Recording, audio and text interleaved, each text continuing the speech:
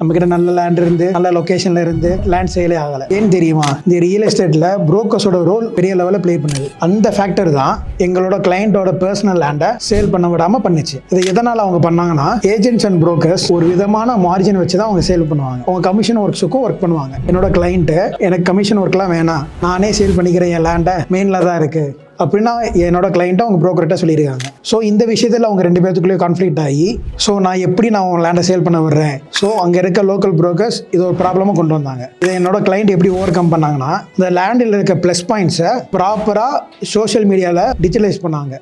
As well as அதுக்குன்னு நிறைய platforms இருக்கு. 99 acres, housing.com, magic BRICS. So இந்த பிளாட்ஃபார்ம்லாம் டைரக்ட் செல்லர்ஸுக்கு சில ஃபீச்சர்ஸ் இருக்கு. அந்த ஃபீச்சர்ஸ் அவங்க யூஸ் பண்ணி ப்ராப்பராக டெக்னாலஜி யூஸ் பண்ணி என்னோட கம்பெனி கிட்ட டிஸ்கஸ் பண்ணி ப்ராப்பராக சேல் பண்ணாங்க. ஸோ இந்த மாதிரி உங்ககிட்ட நல்ல லேண்டோ ப்ராப்பர்ட்டியோ இருந்து உங்களால சேல் பண்ண முடியலன்னு நினைச்சீங்கன்னா கண்டிப்பா என்னோட கம்பெனி உங்களுக்கு ஹெல்ப் பண்ணும். பட்